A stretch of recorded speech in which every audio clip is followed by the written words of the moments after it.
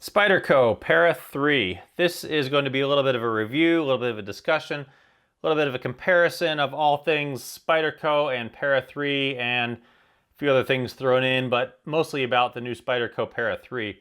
I heard this knife was coming out late last year and I have been looking forward to it for a long time, as I think a lot of people have. And then I checked it out at SHOT Show in January 2017. They had the prototype there, and I figured there was no chance that I was not going to get the knife. I already own two Paramilitary 2s, and I think they're my most carried knives. Some people seem to think these knives are a little bit long, a little bit big in the pocket, but for me, these knives are so thin that they just carry really well. As a side note, getting this out of the way, I would love to carry things like my Hinder XM18 more often. I would love to carry my Emerson Sheepdog more often. Maybe my ZT452 on a lighter day. Maybe my little 3-inch XM18. And then when I'm going super dainty, my Delica. And some of these knives, like my XM18, it's a great knife, but it's kind of big and heavy. And sometimes I just don't feel like carrying this much knife. Emerson Sheepdog, fantastic knife, but it's really big up here. And the knife to blade ratio just seems a little bit off to me, and I really hardly carry this knife. Great of a knife as this is, the flipping mechanism on it is just super crazy awesome. The ZT452, this knife, for being as big as it is, carries incredibly well. It's so thin. Really nice carrying knife. Then my small Hinder, we'll come back to this one in a little bit. And then on days when I really don't want to carry a whole lot, I carry my Delica. This is the knife, heck, this is the knife I took to Nepal with me. This is the knife I took to Peru with me, hiking up in the Andes and the Himalaya. You'd think I would bring some beefier knife, but nope, this is the one I brought, and for that matter, I mostly use my Leatherman to cut anything that I cut. So, that brings us back to the Para 3. Because my Para 2s, Paramilitary 2s, I'm going to hopefully not mix these names up too much. Paramilitary 2, Para 3. Para 2, not Paramilitary 3. The naming of this, it's sort of a, I don't know, kind of a cute name, I guess. Not cute's not the word, I don't know what to call it, but I guess it's smaller. They didn't want to give it the full military, like the military and the paramilitary, so this is just the Para 3. And it really is very much, I'll get the box out of the way here, a small version of the Paramilitary 2s, and I guess even a smaller version of the military. And it carries just that much better than the Paramilitary 2s in a few ways. There's a few ways that some people are not thrilled with it, but the knife is the same thickness as the Paramilitary 2s, and it's shorter. If you line up just the tops here,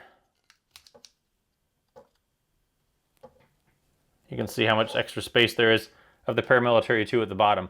One of the things, though, that's different, and again, this is going to be kind of just a sort of a conversation about this knife a little bit. Hopefully I don't get too off course. The way these carry in your pocket, the pocket clips on both of these are all four-way. Tip up, tip down, right-handed, left-handed, carry them however you want. I have these both set up the same way. Tip down or tip up, right-handed carry, which is how I prefer to carry them. In your pocket, however, because of the way the pocket clips are set up, the Paramilitary 2 here sticks out a little bit farther, and that's because of the way the lanyard holes are designed. It's the same size lanyard hole on both knives, and in the Para 3, they put it out the edge, whereas on the Paramilitary 2, it sticks out next to it. And there's a couple reasons for that I think that I'll get into in a minute, but some people don't like that the Para 3 sticks up a little bit farther. On the inside of your pocket, you can see that there's quite a bit of difference there.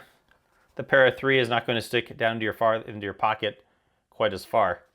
Now, if you want, you can make this a tip up or tip down carry, and you can see it's going to be a nice deep pocket carry there. The downside, though, is that in your pocket, it's going to carry this way, with this part sticking out into your pocket. And the problem I have with that is that when this is in your pocket, it's going to push the pen way far away, and also it rubs into the side of the pen and it's going to put a bunch of scratches in the side of your pen. That's why when I carry my Hinderer, which I do carry tip down right-handed In the same way, I don't carry a nice pen with it because it's going to scrape up the side of the pen. So unless I'm carrying my knife in a knife pocket, I always carry kind of less nice pens with it. However, the way I'm carrying these knives currently, you don't have that problem. It goes into the pocket this way, and it's nice and smooth. It's not going to scrape up the side of your pen. I suppose I could, if I was going to flip it around and carry it tip down, and you do the deep carry with this sticking out over here, I could put the pen on the right side, kind of the edge of my pocket, but I take my pen in and out of my pocket a ton of times a day to sign things, and my knife really sometimes not at all. So I don't know, I may try it, but maybe this will be like when I carry the Hinderer and I just don't carry a nice pen with it. And a lot of times if I'm carrying a small knife like this, I'm just running out somewhere, and for better or for worse, I don't bring a pen with me. I don't grab a pen. So it's not as big of a deal as I suppose if this is sticking out into the side of my pocket. The pocket clips are nice and smooth, so this slides into your pocket nice and easy. No underclip issues there, and the pocket clips on both the Paramilitary 2 and the Para 3 are exactly the same. Of note when carrying these, let's get into the handles a little bit. This is a little bit of a rambling review, I apologize, but I'm kind of going as things come to me as I flow into them. On carrying it, the Paramilitary 2 is obviously bigger, and so it's different with the way the grip is in your hand. The Paramilitary 2, I have medium-sized hands, and you can see that my hand fits kind of right into the grooves there on the knife. And then the pocket clip comes right about at the base of my long finger there. And because of that, the knife feels thin. The majority of the part where you're connecting the knife feels the width of, it feels like you're carrying a knife the width of the scales. On the Para 3, it's obviously shorter, and my hand, my medium-sized hand, my little finger tends to rest right on that edge of that point there. And so it's definitely a lot smaller in your hand, and then the pocket clip now comes all the way up to the base of my index finger. So when you're holding the Para 3 in your hand, it feels like it's a thicker knife because the majority of the knife in your hand feels like it's the width of the scales plus the pocket clip, because the majority of that part in your hand is all that thick. Whereas on the Paramilitary 2, your hand is coming in contact with just the width of the scales there. So it's really kind of a different feel in your hand. The Paramilitary 2, I would say, is a little bit more comfortable, which might be natural because it's bigger. And also I think because you have a little bit more knife back here, you can get a little bit more leverage when cutting compared to the Para 3, where you don't have quite as much. You still have some, but not quite as much to grip onto back here. The Paramilitary 2 also obviously has a longer blade, so you're going to get a little bit more leverage on that side of things compared to the Para 3. But they do feel a little bit different in your hand. For extended cutting, would you get hot spots from this? I mean, I don't think anything big.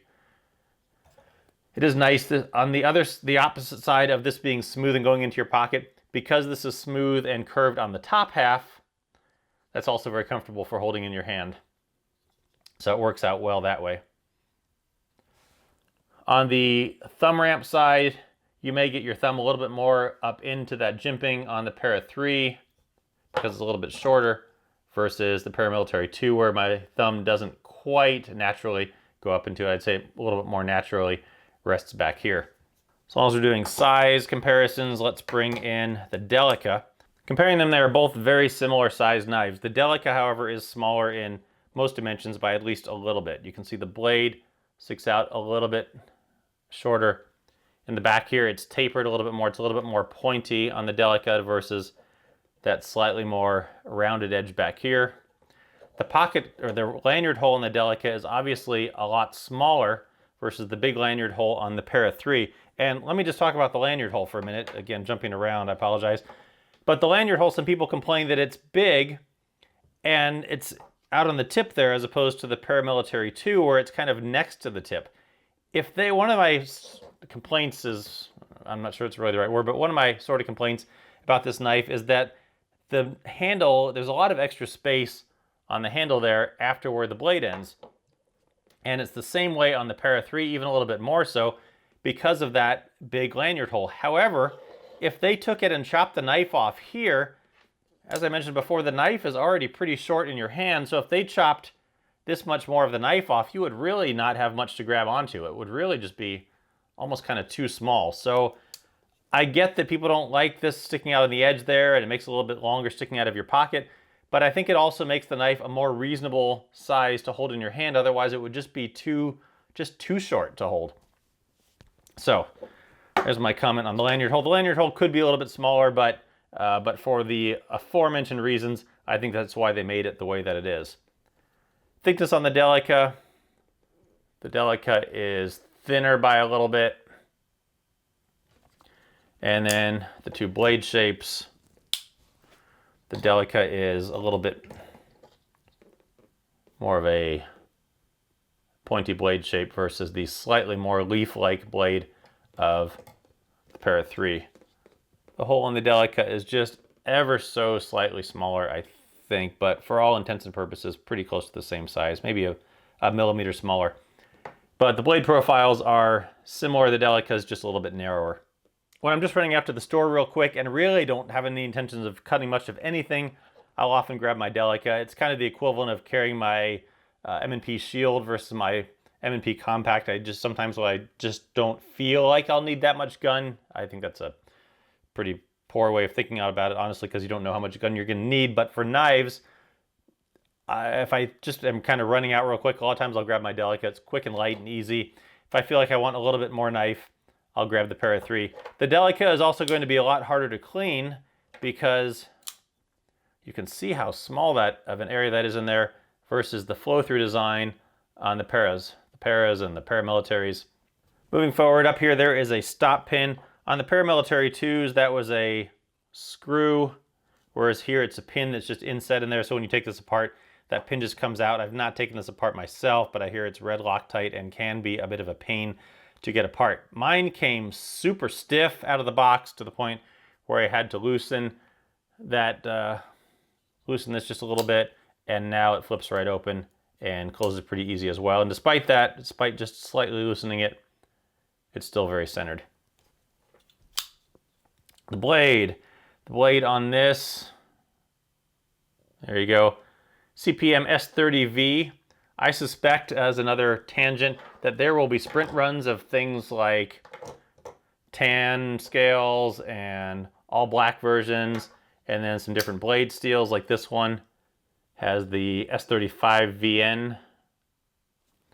So when I talked to Spyderco, they said they were initially planning on coming out with just the basic black, and I would fully suspect there'll be some sprint runs coming out, as Spyderco tends to do, and because this knife is going to be so popular, I think they'll sell a ton in the sprint run realm. But anyway, back to the blade. Here's the blade, full fat grind. Spyderco there on the other side. This is made in Golden, Colorado, USA, Earth. I don't know why I love it, but I love it that they put Earth on there. It's just kind of a semi-humorous, I don't know quite how to describe it, but I love that Earth is on there. My Spydercos on the blades, my Spydercos come the sharpest of any knives that I own. And I love that about them. I've never had one come dull out of the box. They are always just razor sharp. As a side comparison now, the Hinderer, the XM18 3-inch, pretty close in size. The XM18 is a little bit narrower. You can see here, if I can do this without cutting myself. The handle is a little bit narrower. And the blade is obviously a different shape. That Spanto blade on the Hinderer versus that semi-leaf shape on the Spyderco. One of the other things that some people complain about is that the Spyderco doesn't have a sharpening choil, meaning that, for instance, on this Hinderer, you can sharpen it all the way right up the choil there because you can get right in there. Whereas on the Spyderco, it can be a little bit hard to get right up in there because of the choil extending down onto there.